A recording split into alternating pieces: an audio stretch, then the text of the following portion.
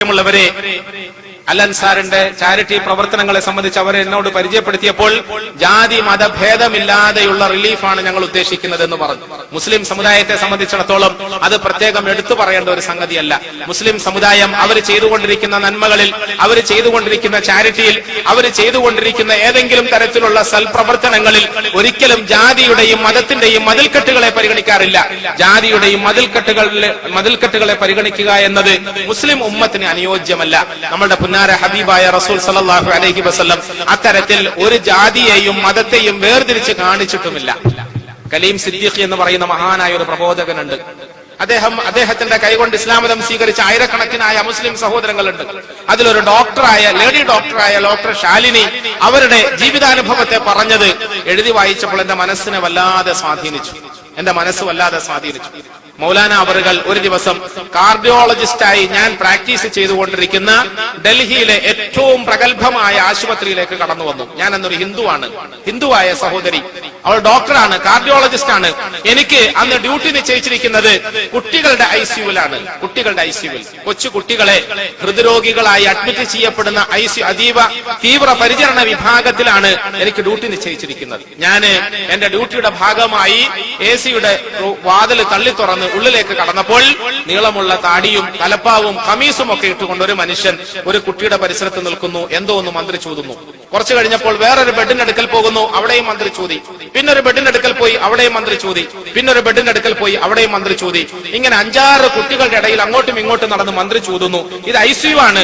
സാധാരണഗതിയിൽ സന്ദർശകരെ അനുവദിക്കാത്ത സ്ഥലമാണ്. ഒരു മുല്ല ഇങ്ങനെ കറങ്ങി നടന്നുകൊണ്ട് മന്ത്രി ചൂതുന്ന കാഴ്ച കണ്ടപ്പോൾ ഒരു ഡോക്ടർ എന്ന നിലയിൽ എനിക്ക് ദേഷ്യമുണ്ടായി. പ്രത്യേകിച്ച് ഞാനൊരു ഹിന്ദു കുടുംബത്തിൽ പറഞ്ഞവളാണ്. എനിക്ക് അദ്ദേഹത്തിന്റെ കോലം പിടിച്ചില്ല. ഞാൻ അദ്ദേഹത്തെ വിളിച്ചിട്ട് പറഞ്ഞു, എന്താ നിങ്ങൾ ഈ കാട്ടുന്നത്? കറങ്ങി നടക്കുന്നു.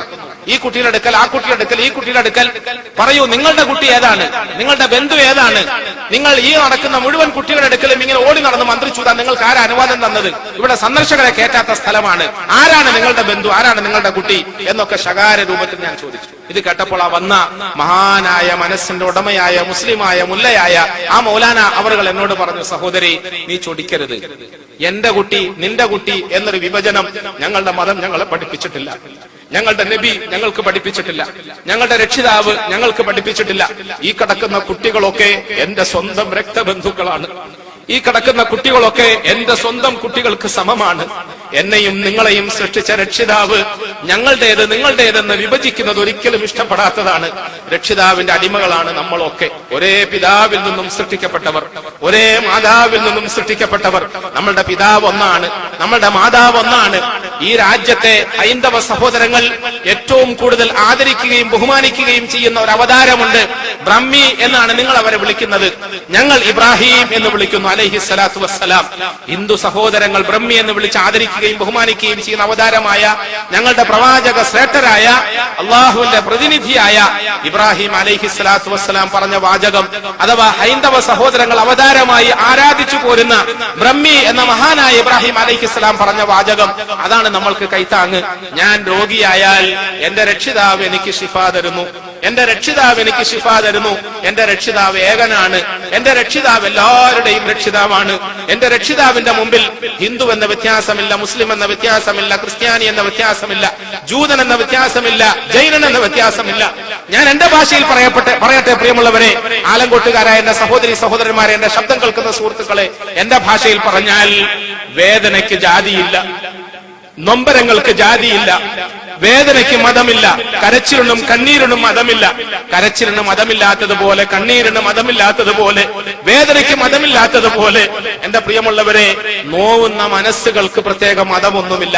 മനുഷ്യർ അവരുടെ വേദനകളെ നമ്മളുടെ വേദനയായി കാണണമെന്ന് നമ്മളുടെ ഹബീബായ മുത്തു മുസ്തഫ സല്ലല്ലാഹു അലൈഹി വസല്ലം നമ്മളെ പഠിപ്പിച്ചതാണ്. പ്രിയമുള്ളവരെ, കഴിഞ്ഞ ദിവസം ഞാനൊരു അല്പം ദൂരത്തുനിന്ന് യാത്ര ചെയ്ത് വരികയായിരുന്നു. കണ്ണൂരിലെ ടൗണിൽ അല്പം വൈകി ട്രെയിനിൽ വന്നിറങ്ങി. നിങ്ങൾക്കറിയാമല്ലോ, കണ്ണൂര് കലുഷിതമായ അന്തരീക്ഷമാണ്. ആ സമയത്ത് പ്രത്യേകിച്ച് പരസ്പരമുള്ള സ്പർദ്ധ മുറ്റി നിൽക്കുന്ന സമയമാണ്. എന്നെ ആളുകൾക്കൊക്കെ അറിയാം. ഇത്രയും വലിയ തൊപ്പിയും താടിയും ജുബയും ഒക്കെ ഇട്ടുകൊണ്ട് പാതിരാത്രിയിൽ കണ്ണൂർ ടൗണിൽ ഒറ്റയ്ക്ക് വന്നിറങ്ങി. ഞാൻ ഡ്രൈവറെ വിളിച്ചപ്പോൾ ഡ്രൈവറെ കിട്ടുന്നില്ല. എന്റെ കാറ് കൊണ്ടുവരാൻ ആരുമില്ല. ഈ പാതിരാത്രിയിൽ ഞാൻ ഒറ്റയ്ക്ക് ഓട്ടോറിക്ഷ വിളിക്കണം. എങ്ങനെ ഓട്ടോറിക്ഷ വിളിക്കും? കണ്ണൂരിന്റെ ടൗണിൽ ഒറ്റയ്ക്ക് ഓട്ടോറിക്ഷ വിളിക്കുക എന്ന് പറഞ്ഞാൽ അല്പം പ്രയാസ സാഹസികമാണ്. എന്നാലും ഞാൻ പുറത്തേക്ക് ഇറങ്ങി. ഇപ്പൊ മനസ്സുകൊണ്ട് സാധാരണഗതിയിൽ മനുഷ്യ സഹജമായി നമ്മൾ ചിന്തിക്കാറുള്ളത് ഏതെങ്കിലും പരിചയമുള്ള ഒരു മുസ്ലിമിനെ കിട്ടിയിരുന്നെങ്കിൽ തിരക്കേടില്ലായിരുന്നു, സമാധാനമായിട്ട് പോകാമായിരുന്നു എന്നൊക്കെ ഇങ്ങനെ മനസ്സിൽ വിചാരിച്ചുകൊണ്ട് ഞാൻ പുറത്തേക്ക് വന്ന് ഇങ്ങനെ അസ്വസ്ഥനായി കാത്തു നിൽക്കുമ്പോൾ ഒരു കാവി ഉടുത്ത ഒരു സഹോദരൻ ഓട്ടോറിക്ഷ ഓടിച്ചുകൊണ്ട് വന്നു. അപ്പൊ സ്വാഭാവികമായി നമ്മുടെ മനസ്സിൽ എന്താ വേണ്ടത്? ഇയാളുടെ ഓട്ടോയിൽ കയറണോ, കയറിയാൽ ശരിയാവുമോ, എന്തെങ്കിലും വിഷമം ഉണ്ടാകുമോ എന്നൊക്കെ മനസ്സിലൊരു അങ്കലാപ്പും ആശങ്കയും ഉണ്ടായി. എന്തായിരുന്നാലും ധൈര്യം സംഭരിച്ചുകൊണ്ട് ഞാൻ ചോദിച്ചു അയാളോട്, പോകാൻ പറ്റുമോ? ആ പോകാം, ഇത്രയും ദൂരം പോകാം. ഞാൻ കയറിയിരുന്നു. മനസ്സിൽ എന്തെന്നില്ലാത്ത ആശങ്കകളുണ്ട്. കുറെ ദൂരം ഇദ്ദേഹം പോയി. പോകുന്ന സമയത്ത് ഓട്ടുന്നതിനിടയിൽ ഇടക്കിടയ്ക്ക് ഇങ്ങനെ എന്നെ തിരിഞ്ഞു നോക്കുന്നു. ഞാൻ ആത്മാർത്ഥമായി പറയുകയാണ്, ഒരു പ്രസംഗത്തിന്റെ വാചകത്തിൽ പറയല്ല. കണ്ണൂരിന്റെ കലുഷിതമായ സാഹചര്യത്തിൽ ഈ പാതിരാത്രിയിൽ ഒറ്റയ്ക്ക് ഒരു ഓട്ടോ വിളിച്ചു പോകുമ്പോൾ ഇടക്കിടയ്ക്ക് ആൾ ഇങ്ങനെ തിരിഞ്ഞു നോക്കുമ്പോൾ മനസ്സിന് എന്തായാലും ഒരു ഭീതി വരൂലേ? മാനസികമായി സ്വാഭാവികമായും കുറച്ച് ദൂരം അങ്ങോട്ട് പോയപ്പോൾ ഇയാൾ പെട്ടെന്ന് റോഡിന്റെ സൈഡ് അയാൾ ഓട്ടുന്നതിന്റെ ഇടയിൽ എന്നോട് ചോദിച്ചു, അല്ല ഞാനൊന്ന് ചോദിച്ചോട്ടെ? ആ ചോദിക്കൂ. എന്താ ചോദിക്കാനുള്ളത്? നിങ്ങളുടെ മതത്തിന്റെ വലിയ ആളാ? നിങ്ങളുടെ മതത്തിന്റെ വലിയ ആളാണോ? ഞാൻ പറയാം അത്ര വലിയ ആളൊന്നും അല്ല. എന്താ നീ ചോദിക്കാൻ കാര്യം പറയും. അല്ല നാട്ടുകാരൊക്കെ നിങ്ങളെ കുറിച്ച് വല്ലാതെ പറയല് കേൾക്കുന്നുണ്ട്, ഞങ്ങളെവിടെയെല്ലാം നിങ്ങളെ ഫോട്ടോ കാണാറുണ്ട്, നിങ്ങളുടെ മതത്തിന്റെ വലിയ ആളാണോ? അപ്പൊ ഞാൻ പറയാം അത്ര വലിയ ആളൊന്നും അല്ല. എന്നാലും നിനക്ക് എന്താ വേണ്ടത്? നീ ചോദിക്ക്, പറയാലോ. അല്ല എനിക്ക് ഒന്ന് രണ്ട് കാര്യങ്ങൾ ചോദിക്കാനാണ്. ഞാൻ ചോദിച്ചോട്ടെ? ആ ചോദിച്ചോളൂ, ചോദിക്കാലോ, എന്താ കുഴപ്പം? പ്രിയമുള്ളവർ, അയാള് പെട്ടെന്ന് ഒരു സൈഡിലേക്ക് മാറ്റി ഓട്ടോറിക്ഷ നിർത്തി. സ്വാഭാവികമായും രാത്രിയിൽ ഇരുട്ടുള്ളിടത്ത് ഒരു വിജനമായ സ്ഥലത്ത് ഒരു സഹോദരന് പരിചയമില്ലാത്ത സാഹചര്യത്തിൽ ഓട്ടോറിക്ഷ നിർത്തുമ്പോൾ നമ്മുടെ മനസ്സിലൊരു എന്തെന്നില്ലാത്ത ആശങ്ക ഉണ്ടാവും. ഇയാള് തിരിഞ്ഞു നിന്നു എന്നോട് ചോദിച്ചു, എനിക്ക് ചില ചോദ്യങ്ങൾ ചോദിക്കാനുണ്ട്, ചില വിഷമങ്ങൾ പറയാനുണ്ട്, ചില ആവലാതികൾ പറയാനുണ്ട്. അയാളുടെ ജീവിതത്തിന്റെ കുറെ വിഷമങ്ങളും പ്രയാസങ്ങളും ബുദ്ധിമുട്ടുകളും ആ പ്രയാസങ്ങൾ പറയാൻ തൽക്കാലം ഞാൻ ഇഷ്ടപ്പെടുന്നില്ല. പറയുന്നത് നല്ലതുമല്ല. ഒരു സഹോദരന്റെ സ്വകാര്യമായ ദുഃഖങ്ങൾ, ഒരു സഹോദരന്റെ സ്വകാര്യമായ വേദനകൾ, നൊമ്പരങ്ങൾ ഒരു പക്ഷേ അത് ആരുടെ മുമ്പിൽ ഇറക്കി വെക്കണമെന്നറിയാതെ പാതിരാത്രിയിൽ പോലും കറങ്ങി നടക്കുമ്പോൾ ഈ കാണുന്ന മതത്തിന്റെ അനുയായിയായി പ്രത്യക്ഷപ്പെട്ട മനുഷ്യന്റെ മുമ്പിൽ പറഞ്ഞു തീർത്ത് തൽക്കാലം ആ ഒരു കഥനഭാരം ഇറക്കി വെക്കാമെന്ന് ആശ്വസിച്ചപ്പോൾ ആ ദുഃഖത്തെ നിങ്ങളുമായി പങ്കുവെച്ചൊരു പക്ഷെ അദ്ദേഹത്തിന്റെ സ്വകാര്യതയിൽ കൈയിട്ട് വരാൻ ഞാൻ ഇഷ്ടപ്പെടാത്തത് കൊണ്ട് ആ ദുഃഖം ഞാൻ പറയില്ല, ആ വിഷമങ്ങൾ ഞാൻ പറയില്ല. എന്നാലും ആ മനുഷ്യൻ എനിക്ക് എത്തേണ്ട സ്ഥലത്ത് എത്തിയതിനു ശേഷം ഇറങ്ങി നിന്നിട്ട് അയാൾ ചോദിച്ചു, ഞാൻ ഒന്ന് ചോദിക്കട്ടെ, എനിക്ക് വേണ്ടി അങ്ങേക്ക് പ്രാർത്ഥിക്കാൻ കഴിയുമോ എന്ന്? എനിക്ക് വേണ്ടി അങ്ങേക്ക് ഞാൻ ചോദിച്ചു, എന്തുകൊണ്ട് പറ്റൂല? അല്ല എനിക്ക് വേണ്ടി അങ്ങ് പ്രാർത്ഥിക്കാമോ? എന്തുകൊണ്ട് പറ്റൂല? എന്തുകൊണ്ട് പറ്റൂല? എപ്പോഴാണ് നിങ്ങൾ എനിക്ക് വേണ്ടി പ്രാർത്ഥിക്കുക? ഞാൻ പറഞ്ഞു, ഞങ്ങൾ സാധാരണഗതിയിൽ 5 നേരം നിസ്കരിക്കാറുണ്ട്. ഈ 5 നേരത്തെ നിസ്കാരത്തിന് ശേഷവും പ്രാർത്ഥിക്കാറുണ്ട്. അതല്ലാതെ പാതിരാത്രിയിൽ ആരും അറിയാത്ത സമയത്ത് ഒറ്റയ്ക്ക് എഴുന്നേറ്റ് തഹജ്ജുദ് എന്ന് പറയുന്ന ഒരു നിസ്കാരം നിസ്കരിക്കാറുണ്ട്. ആ സമയത്തും പ്രാർത്ഥിക്കാം. ഇതിൽ ഏത് നേരത്താണ് നിനക്ക് വേണ്ടി വേണ്ടതെന്ന് വെച്ചാൽ ആ സമയത്തൊക്കെ അങ്ങനെ എനിക്ക് വേണ്ടി പ്രാർത്ഥിക്കാൻ പറ്റുമോ നിങ്ങളുടെ മതത്തിൽ? ഞാൻ പറഞ്ഞു, തീർച്ചയായിട്ടും പറ്റും. ഇത് പറഞ്ഞു കഴിഞ്ഞപ്പോൾ അയാളെന്റെ കൈ കവർന്നു പിടിച്ചു. അയാൾ എന്നെ കെട്ടിപ്പിടിച്ചു. ഞാൻ ആ ചെറുപ്പക്കാരനെ തലയിൽ തലോടി, അയാളുടെ പുറത്ത് നന്നായി തലോടി. അയാൾ പൊട്ടിക്കരഞ്ഞു.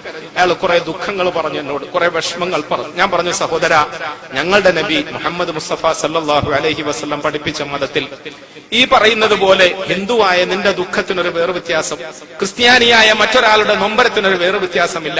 ഞങ്ങളുടെ പ്രവാചകർ സല്ലല്ലാഹു അലൈഹി വസല്ലമയുടെ ജീവിത മാതൃകയിൽ ഞങ്ങൾ കണ്ടത് എന്താണെന്ന് അറിയുമോ?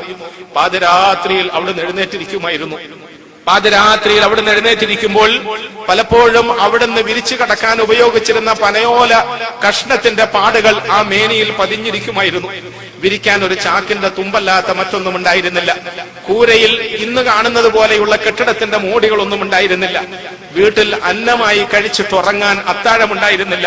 പട്ടിണിയുടെ കൊടുമ്പിരിയിൽ കഴിഞ്ഞുകൂടുന്ന കുടുംബത്തിൽ ഈ കടന്നുറങ്ങാൻ നിർവാഹമില്ലാത്ത സാഹചര്യത്തിൽ പാതിരാവിന്റെ ഇരുളിൽ ഞങ്ങളുടെ പ്രവാചക സേട്ടർ എഴുന്നേറ്റിരിക്കുമായിരുന്നു. എഴുന്നേറ്റിരുന്നു കൊണ്ട് സ്ഥിരമായി പറയുന്ന 2 പ്രാർത്ഥനാ ശകലങ്ങളുണ്ട്. സഹോദര, ഞാൻ നിന്നെ കേൾപ്പിക്കട്ടെ. ഈ പാതിരാത്രിയിൽ 2 പ്രാർത്ഥനാ ശകലങ്ങൾ. ഒന്ന്, ആകാശത്തേക്ക് നോക്കിക്കൊണ്ട് കണ്ണുകൾ തിരുമുമായിരുന്നു. ഈ 2 വിരലുകളെ കൊണ്ട് കണ്ണുകൾ തിരുമും. എന്നിട്ട് ഇന്ന ഫീ ഖൽഖിസ് സമാവാതി വൽ അർദി വഖ്തിലാഫിൽ ലൈലി വൻ നഹാർ എന്ന് തുടങ്ങുന്ന ഖുർആനിന്റെ വചനം ഓതും.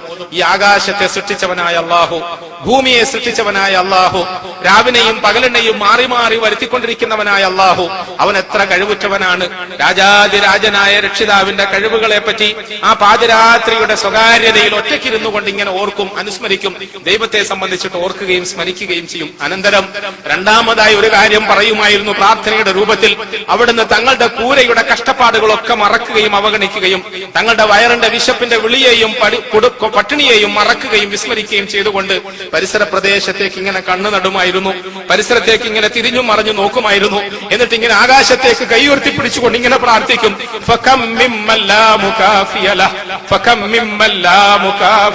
പടച്ചവനെ ഈ പകലിലും രാത്രിയിലുമായി ഭൂമിയിലൊട്ടാകെ പരിശോധിച്ചാൽ എത്രയെത്ര പാവങ്ങളാണ്, എത്രയെത്ര സാധുക്കളാണ് ആഹാരമില്ലാതെ അന്നമില്ലാതെ കഷ്ടപ്പെടുന്നവർ. അള്ളാഹുവേ, എത്രയെത്ര രോഗികളാണ് രോഗം തളർത്തിയ മേനിയുമായി ബെഡുകളിലും ശയ്യകളിലും കിടന്ന് തിരിഞ്ഞും മറിഞ്ഞും ഉറക്കമില്ലാതെ കഷ്ടപ്പെടുന്നവർ. മോർഫിൻ പോലെയുള്ള മാരകമായ വിഷം കലർത്തിയ മരുന്നുകൾ നൽകിയിട്ടും വേദന ശമിക്കാതെ മറ്റൊരു മാർഗവുമില്ലാതെ നൊമ്പരം തിന്നുന്ന എത്ര രോഗികളുണ്ട് പടച്ചവനെ, എത്ര പട്ടിണി പാവങ്ങളുണ്ട് പടച്ചവനെ. ഒരു കൂരയില്ലാതെ ശക്തമായ മഴ ചോരിക്കൊഴിയുമ്പോൾ അതിന്റെ മേൽക്കൂര തകർന്നിട്ട് അതിന്റെ ഉള്ളിൽ വെള്ളം വീഴുന്ന കൊച്ചു കിടാങ്ങളുടെ മീതെ സ്വന്തം മേനി കൊണ്ട് മേൽക്കൂര തീർക്കാൻ ശ്രമിക്കുന്ന എത്ര പാവങ്ങളുണ്ട് പടച്ചവനെ. ഒരു നേരത്തെ അന്നമില്ലാതെ കഷ്ടപ്പെടുന്ന ഈ പാവങ്ങൾക്ക് ആരാണ് അത്താണി? ഒരു നേരത്തെ അന്നമില്ലാതെ കഷ്ടപ്പെടുന്ന ഈ കുടുംബങ്ങൾക്ക് ആരാണ് സഹായി? അള്ളാഹുവെ, മേൽക്കൂര ഇല്ലാത്ത വീടുകളിൽ കൊച്ചു കിടാങ്ങൾക്ക് വെള്ളം വീഴാതെ ശക്തമായ ഒരു മേൽക്കൂര പണിയാൻ സ്വന്തം മേനി കൊണ്ട് ഇങ്ങനെ സൃഷ്ടിക്കുന്ന ഇവർക്ക് ആരാണ് സഹായി? ഞങ്ങളുടെ പ്രവാചകനെ സംബന്ധിച്ചിടത്തോളം പാതിരാത്രിയിൽ ആരെയും കേൾപ്പിക്കാനല്ല, ആരെയും ബോധ്യപ്പെടുത്താനല്ല, ആരുടെയും അപ്ലാസും അംഗീകാരവും കയ്യടിയും വാങ്ങാനല്ല അവിടുന്ന് ചെയ്യുമായിരുന്ന രണ്ട് പ്രാർത്ഥന.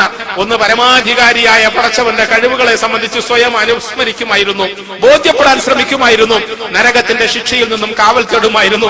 രണ്ടാമത്, അവന്റെ അടിമകളിൽ ഭൂമിയിൽ ഒന്നാകെ കഴിഞ്ഞുകൂടുന്ന ഈ പാവങ്ങളുടെ വേദനയിൽ പങ്കാളിയാകാൻ ശ്രമിക്കുമായിരുന്നു. സ്വന്തം കൂരയുടെ പരിസരത്തെ ഹസൻ ഹുസൈൻ എന്ന പേരക്കിടാങ്ങൾ എത്ര നാളായി പട്ടിണി കിടക്കുന്നു. പക്ഷേ ഞങ്ങളുടെ പ്രവാചകൻ സ്വന്തത്തെ ആലോചിക്കുകയല്ല, കുടുംബത്തെ ആലോചിക്കുകയല്ല, സഹോദരങ്ങളെയും സഹാബത്തിനെയും ആലോചിക്കുകയല്ല, സ്വന്തം മതത്തിന്റെ അനുയായികളെ മാത്രം ആലോചിക്കുകയല്ല. ലോകമെമ്പാടും പരന്നൊഴുകുന്ന വേദനയുടെ നൊമ്പരത്തിന്റെ ഈ കണ്ണുനീരിനെ കാണാൻ ശ്രമിക്കുകയാണ്, ഈ വേദനയെ കേൾക്കാൻ ശ്രമിക്കുകയാണ്.